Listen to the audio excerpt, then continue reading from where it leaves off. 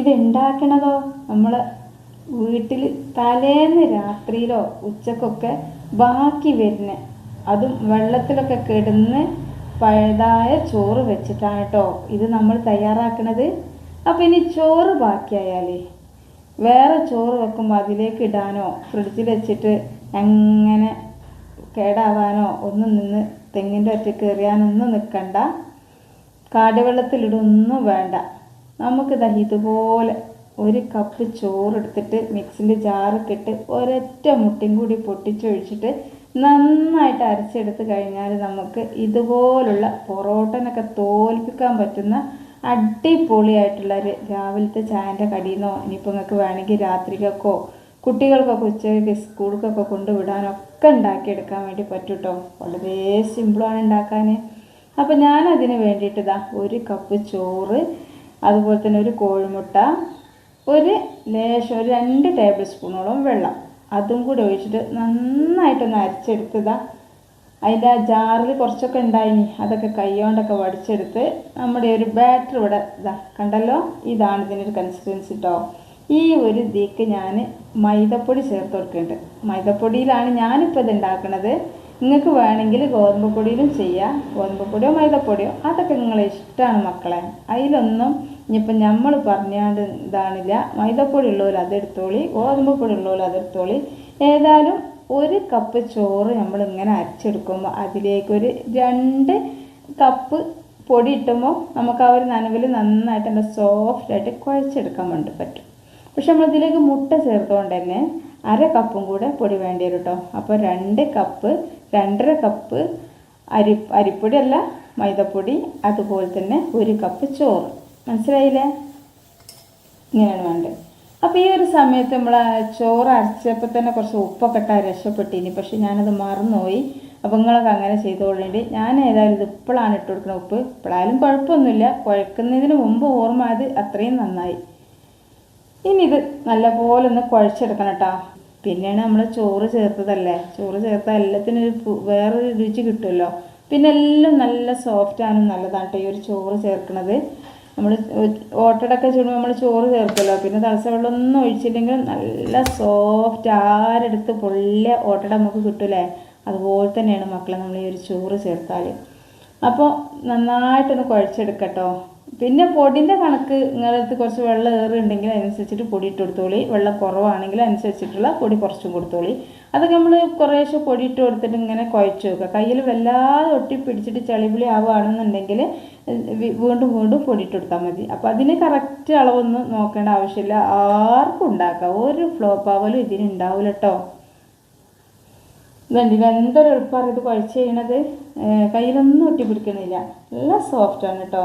അപ്പോൾ ഇടയ്ക്കിടയ്ക്കൊക്കെ ഇതിങ്ങനെ കയ്യിൽ ഇങ്ങനെ എങ്ങനെയായാലും മൈദല്ലേ, വെള്ളം ഏറിയില്ലെങ്കിലും ഒന്ന് ഒട്ടും. അപ്പോൾ എന്ത് ചെയ്യണം, ഒരു പക്ഷേ നിങ്ങൾ കയ്യിൽ വെള്ളമാക്കിയിട്ടൊന്ന് കുഴച്ചെടുക്കുക, അതെല്ലാം തന്നെ കുറച്ച് ഓയിലോ വെളിച്ചെണ്ണ എന്തെങ്കിലും തൊട്ടിട്ട് ഇങ്ങനെ കുഴച്ചെടുക്കണം. അപ്പോഴാണ് നല്ല സോഫ്റ്റായിട്ട് കയ്യിലൊന്നും ഒട്ടാതെ കിട്ടുക. അപ്പോൾ അതാ ഞാൻ പാത്രത്തിൽ നന്നായിട്ട് നമുക്കൊന്ന് കുഴക്കാനുള്ള സൗകര്യം കിട്ടുമല്ലോ. ഞാൻ സാധാരണ തളികയിലൊക്കെയാണ് പൊടിയൊക്കെ കുഴക്കൽ. അപ്പോൾ തളിക അപ്പോൾ അങ്ങനെ അത് മുന്നിലേക്ക് വെക്കാൻ പറ്റാത്ത പണ്ട് ഓർക്കാപ്പിളി ചിക്കിയാണ്ട് ഉണക്കിയ തളിക ഒരു വൃത്തി പോയ മാതിരിയാണ്. പുതിയ തളികയിന് പറഞ്ഞിട്ട് എന്താ. പക്ഷെ ഞാൻ അതിൻ്റെ വീഡിയോയിൽ തന്നെ പൊടി കുഴച്ചിട്ടൊക്കെ ഉണ്ട്. ഏതായാലും ഇപ്പോൾ ഞാൻ കട്ടിംഗ് ബോർഡിൽ വെച്ചിട്ട് ഒന്നും കൂടെ കുഴച്ച് ഇതാ കുറച്ച് വെളിച്ചെണ്ണൊക്കെ ഓയിലൊക്കെ പുരട്ടി ഇതുപോലത്തെ ഒരു ഡോ ആക്കിയിട്ട് കുറച്ച് സമയം നമുക്ക് എന്ത് ചെയ്യണം, റെസ്റ്റ് ചെയ്യാൻ വേണ്ടിയിട്ട് വെക്കട്ടോ. അത് വേണമെന്നൊന്നും ഇല്ല, പക്ഷെ എനിക്ക് എന്താ പറയുക ഇതിക്കൊരു കറിയൊക്കെ ഉണ്ടാക്കുന്ന പരിപാടി ഉണ്ട്, അതുകൊണ്ട് ഞാനിത് കുറച്ച് നേരം ഒന്ന് റെസ്റ്റ് ചെയ്യാൻ വേണ്ടിയിട്ട് വെച്ചതാണ്. പക്ഷെ കറി ഉണ്ടാക്കുന്ന വീഡിയോ ഒന്നും ഇടുന്നില്ല കേട്ടോ. അത് ഒരു സാധാരണ ഒരു ലക്കട കറിയാണ് ഉണ്ടാക്കുന്നത്. അപ്പോൾ പിന്നെ ഇപ്പോൾ ഇത് എല്ലാവർക്കും ഉണ്ട്, തക്കാളി കൊണ്ടൊരു കറിയാണേ. അപ്പോൾ ഞാനത് കാണിച്ചിട്ടില്ല. തക്കാളി കറിയൊക്കെ ഉണ്ടാക്കി വന്നു. ഇതാ അത് നല്ല സോഫ്റ്റായി കേട്ടോ. ആ ഒരു ബോള് ഒരു ഏകദേശം ഒരു 10-15 മിനിറ്റോളം നിന്നിക്കണം. ഇനി നമുക്കിതാ ഇതുപോലെ നമ്മൾ ആ ഒരു അത്രയും പൊടി ഉണ്ടല്ലോ അത് 2 എണ്ണം ആക്കി മാറ്റിയിട്ട് ഇതാ അതിന് ഒരു പകുതി എടുത്തിട്ട് ഇതുപോലെ നന്നായിട്ടൊന്ന് പരത്തി എടുക്കുന്നുണ്ട്. അത്യാവശ്യം നല്ല കട്ടിയിൽ തന്നെയാണ് കേട്ടോ ഇത് പരത്തുന്നത്. അപ്പോൾ ഇത് നമുക്ക് വിചാരിച്ച പോലെ കിട്ടാൻ വേണ്ടിയിട്ട് ഞാൻ ഈ ഒരു കട്ടിംഗ് ബോർഡിൻ്റെ 2-4 സൈഡൊക്കെ ഇതിൻ്റെ ഈ ഓരോ സൈഡ് പിടിച്ച് വലിച്ചിട്ട് ഇങ്ങോട്ട് പ്രസ് ചെയ്ത് കൊടുക്കുന്നുണ്ട് കേട്ടോ. അപ്പോൾ എന്താ പറയുക, നമ്മളിങ്ങനെ ചുരുട്ടി കൊണ്ടുവരാനുള്ളതാണിത്. അപ്പോൾ ചുരുട്ടി കൊണ്ടുവരുമ്പോഴൊന്നും എന്താണ്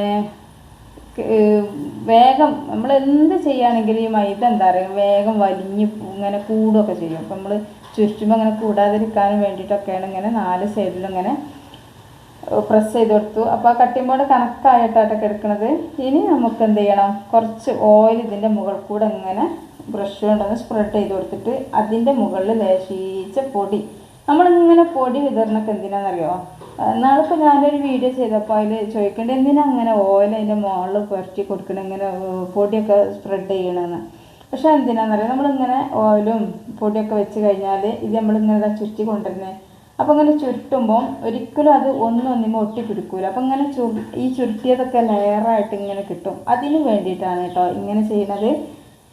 അപ്പോൾ എല്ലാവരും ഇങ്ങനെ പോയി ചെയ്യണം. ഇതതുപോലെ ഉരുട്ടിയിട്ടുണ്ട്. ഇനി നമുക്കിത് ചെറുതായിട്ടൊന്ന് പ്രസ് ചെയ്ത് കൊടുക്കണം. ഇതിന് നമുക്ക് ഒരുപാടെണ്ണം കിട്ടും കേട്ടോ. ഇത് ഒരെണ്ണത്തിനൊന്നല്ല, ഇതൊരു 3-4 എണ്ണമൊക്കെ ഉണ്ടാവും. ഏതായാലും ഒന്ന് മുറിച്ച് നോക്കട്ടെ. അപ്പോൾ ഞാൻ ചെറുതായിട്ടൊന്ന് പ്രസ് ചെയ്ത് കൊടുത്തിട്ടുണ്ട്, ഒന്ന് അമരട്ടെന്ന് വിചാരിച്ചിട്ട്. എന്നിട്ട് ഇതുപോലെ നിങ്ങൾ ഒരു സ്പാച്ചിൽ വെച്ചിട്ടോ കത്തി വെച്ചിട്ടോ ഒക്കെ ഒന്ന് ഇങ്ങനെ ഇതുപോലെ ഒന്ന് കട്ട് ചെയ്ത് കൊടുത്താൽ മതിയാവും. അപ്പോൾ ഇതാ 3, 6 കിട്ടിയിട്ടുണ്ട് കേട്ടോ. അപ്പോൾ ഏകദേശം നമുക്കൊരു 12 ഉണ്ടാക്കാൻ വേണ്ടിയിട്ടുണ്ടാവും. ഈ ഒരു അളവിൽ ചെയ്ത് കഴിഞ്ഞാൽ നിങ്ങൾക്ക് നിങ്ങളെ വീട്ടിൽ ഒരുപാട് ആളൊക്കെ ഉണ്ടെങ്കിൽ കുറച്ച് കൂട്ടിക്കോളി. ഇനി പറ്റ ആൾ കുറവാണെങ്കിൽ കുറച്ചും ചെയ്താൽ കേട്ടോ, അതൊക്കെ നിങ്ങളിഷ്ടമാണ്. അപ്പോൾ കണ്ടില്ലേ, അതാ ഇതുപോലൊന്ന് ഇങ്ങനെ ചെറുതായിട്ടൊന്ന് ഇങ്ങനെ ഉരുട്ടി കൊടുക്കുക. കാരണം നമ്മളിതൊന്ന് പരത്തിയതല്ലേ. അപ്പോൾ ഒന്നിങ്ങനെ ഉരുട്ടി കൊടുക്കുമ്പോൾ നല്ല ലെയറൊക്കെ വിരിഞ്ഞ് വരും. വിരിഞ്ഞ് വന്നിട്ട് ഒന്ന് പ്രസ് ചെയ്ത് വെക്കുക. അതുപോലെ ഇങ്ങനെയായിട്ട് വട്ടുണ്ടാക്കുന്നത് കണ്ടല്ലോ. ഇതിൻ്റെ ഉള്ളിലേക്ക് നോക്കിയിട്ട് ഞാൻ കാണിച്ചു തരാം. കണ്ടില്ല, ലെയർ വിരിഞ്ഞ് നിൽക്കുന്ന റോസാപ്പൂ പോലെ അല്ലേ, റോസാപ്പൂവിൻ്റെ മുട്ട് പോലെ, അതാണ് കേട്ടോ. അപ്പോൾ അങ്ങനെ ചെയ്താൽ മതി. എന്നിട്ട് ഇങ്ങനെ പ്രസ് ചെയ്ത് കൊടുക്കും. അപ്പോൾ ആ ലെയറൊക്കെ അവിടെ തന്നെ ഉണ്ടാവും. അപ്പോഴാണ് നമുക്കിത് പരത്തിയൊക്കെ ആയി വരുമ്പോൾ ആ ഒരു ലെയർ ഇങ്ങനെ നമ്മൾ മുറിച്ചെടുക്കുമ്പോഴൊക്കെ നമുക്ക് ശരിക്കും കറക്റ്റിൽ കിട്ടുള്ളൂ. ഇനി നമുക്കിത് ഇതുപോലെ ഒന്ന് പരത്തി കൊടുക്കണം. ഈ നമ്മൾ ആദ്യം ഇങ്ങനെ ഇതാക്കി എടുക്കാൻ വേണ്ടിയിട്ടൊന്ന് പരത്തിയില്ല, അപ്പോഴും വേണം കേട്ടോ അതുപോലെ പൊടിയൊക്കെ ഇട്ട് കൊടുക്കുക. ഇനി രണ്ടാമതായിട്ട് പരത്തുമ്പോഴും ഇതുപോലെ പൊടിയൊക്കെ ഇട്ടിട്ട് പരത്തി കൊടുക്കുക. അത്യാവശ്യം നല്ലോണം പൊടി ഇട്ടോളൂ കേട്ടോ, എങ്കിൽ ഒട്ടിപ്പിടിക്കാതൊക്കെ നിൽക്കുള്ളൂ. നല്ല സോഫ്റ്റാണിത്. ഇനിയിപ്പോൾ കട്ടിംഗ് ബോർഡ് മേലെ തന്നെ പരത്തണമെന്നൊന്നുമില്ല, അത് കൗണ്ടർ ടോപ്പിൽ പരത്തിയാലും കുഴപ്പമൊന്നുമില്ല. ഞാൻ എപ്പോഴും കൗണ്ടർ ടോപ്പിലാണ് പരത്തൽ. ഇപ്പോൾ പിന്നെ ഞാൻ കട്ടിംഗ് ബോർഡ് എടുത്ത് അത്രയേ ഉള്ളൂ. അപ്പോൾ ഇതിൻ്റെ വലുപ്പമൊക്കെ നിങ്ങൾ ഇഷ്ടത്തിനനുസരിച്ചൊരു വലുപ്പമാക്കിക്കോളി. ഞാനിപ്പോൾ നല്ല തിന്നായിട്ട് അത്യാവശ്യം വലുപ്പമുള്ളതായിട്ട് തന്നെ പരത്തിയെടുക്കുകയാണ് കേട്ടോ. നല്ല വലിയൊരു പൊറോട്ടൻ്റെ വലുപ്പത്തിൽ തന്നെ പരത്തിയെടുക്കുന്നുണ്ട്. എന്നിട്ട് നമ്മൾ ചുട്ടെടുക്കാൻ വേണ്ടിയിട്ട് ഇതുപോലൊരു നോൺ സ്റ്റിക്കിൻ്റെ പാൻ വെച്ചെടുത്തിക്കണം.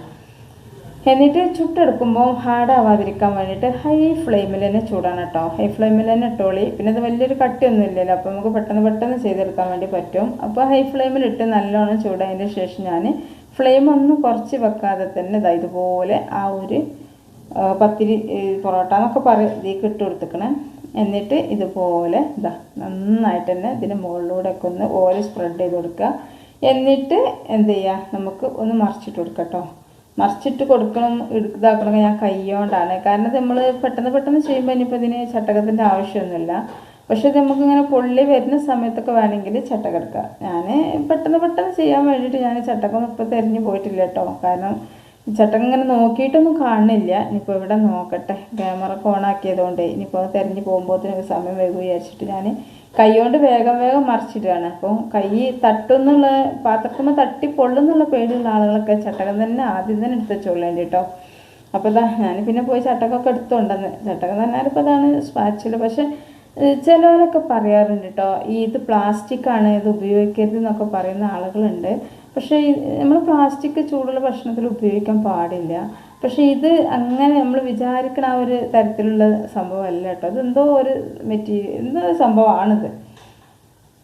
എത്ര തിളച്ച എണ്ണയിലിട്ടാലും തിളച്ച ചൂടുള്ളിടത്ത് വെച്ചാലും ഒരു ഉരുകലോ ഒന്നും ഇല്ലാത്തൊരു സാധനമാണ് കേട്ടോ ഈ ഒരു സ്പാച്ചില. അപ്പോൾ ഞാൻ മുഴുവനും ചുട്ടെടുത്തു. ആ കൗണ്ടർ ടോപ്പത്തെ പൊടിയൊന്നും നന്നാക്കിയിട്ടൊന്നുമില്ല കേട്ടോ. കാരണം ഇത് ചുട്ട് കഴിഞ്ഞ് വീഡിയോ എടുത്ത് കാണിച്ചിട്ട് വേണം ഇത് ഇവിടെ ഉള്ളവർക്ക് ചായ കുടിക്കാൻ. അതിൻ്റെ പേരിൽ ഞാനിവിടെ നന്നാക്കാനൊന്നും നിന്നിട്ടില്ല. ഏതായാലും കണ്ടില്ല, നല്ല സോഫ്റ്റാണ് കേട്ടോ. സോഫ്റ്റ് പഞ്ഞിയാണ്, നല്ലതുണ്ട് കേട്ടോ. പിന്നെ ഇതിന് ഇങ്ങനെ നമ്മളിങ്ങനെ കട്ട് ചെയ്യുമ്പോൾ കുറച്ചൊരു ലെയറോട് കൂടി തന്നെ നമുക്ക് കിട്ടും. അപ്പോൾ നല്ല സോഫ്റ്റാണ്. ഇതിലേക്ക് വേണമെങ്കിൽ നിങ്ങൾക്ക്, ഞാനിപ്പോൾ ഒരു തക്കാളി ചട്നിയാണ് ഉണ്ടാക്കിയതെങ്കിലും കൂടിയിട്ട് നിങ്ങൾക്ക് ചിക്കനോ ബീഫോ ഫിഷോ ഒക്കെ ഉണ്ടെങ്കിൽ അതൊക്കെ വെച്ചിട്ട് കറിയൊക്കെ വെച്ചിട്ട് കൂട്ടുമ്പോൾ ഒന്നും കൂടെ രുചി മുന്നിലേക്ക് നിൽക്കും. പിന്നെയാണ് ഇതിലേക്ക് നമ്മൾ വെജിറ്റബിൾസ് ഒന്നും ചേർത്തിട്ടില്ല കേട്ടോ. അതൊക്കെ നമുക്ക് വേണമെങ്കിൽ ചേർത്തിട്ട് ഉണ്ടാക്കാം. പക്ഷേ നല്ല സിമ്പിളാണ് കേട്ടോ ഇത് ഉണ്ടാക്കാൻ വേണ്ടിയിട്ട്. അപ്പോൾ നമ്മൾ സാധാരണ മൈദ കുഴച്ചിട്ട് ഉണ്ടാക്കുന്നതിനേക്കാളും 100 ഇരട്ടി രുചിയാണ് കേട്ടോ ഇതിങ്ങനെ ഉണ്ടാക്കുമ്പോൾ. അപ്പോൾ എല്ലാവരും ഇതൊന്ന് ട്രൈ ചെയ്ത് നോക്കണം. പിന്നെ നമ്മുടെ വീഡിയോക്ക് താഴെ ലൈക്ക് ചെയ്യാൻ മറന്നിട്ടില്ലല്ലോ. ലൈക്ക് ചെയ്യാൻ മറന്നിട്ടുണ്ടെങ്കിൽ ഈ ഒരു സമയത്ത് ഒരു ലൈക്കൊക്കെ തന്നിട്ട് സപ്പോർട്ട് ചെയ്യും കേട്ടോ. പിന്നെ നമ്മളെ ഒരു മലപ്പുറം റീതു ഫോളോ ചെയ്യാത്ത ആളുകളുണ്ടെങ്കിൽ ഈ ഒരു സമയത്ത് ഫോളോ ചെയ്യുക. പിന്നെ ഈ ഒരു വീഡിയോകൾ പരമാവധി ആളുകളിലേക്കൊന്ന് ഷെയർ ചെയ്തെടുക്കും കേട്ടോ. പിന്നെ ഇതിനെക്കുറിച്ചുള്ള അഭിപ്രായങ്ങൾ നിങ്ങളൊന്ന് കമൻറ്റ് ചെയ്യുക. ചോറ് വെച്ചിട്ടുള്ള ഈ ഒരു ഇത് ചപ്പാത്തിയല്ല, പൊറോട്ടയല്ല, എന്താ പറയുക എനിക്കറിയില്ല, അത്രക്കും നല്ല സംഭവമാണ്.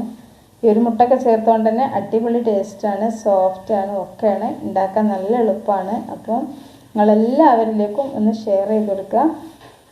അപ്പോൾ ഇത്രയേ ഉള്ളൂ. ഇൻഷാ അല്ലാഹ് നാളെ ഇതേ സമയത്ത് ഇതിനേക്കാളും നല്ലൊരു അടിപൊളി വീഡിയോ ആയിട്ട് വരട്ടോ. അസ്സലാമു അലൈക്കും വറഹ്മത്തുള്ളാഹി.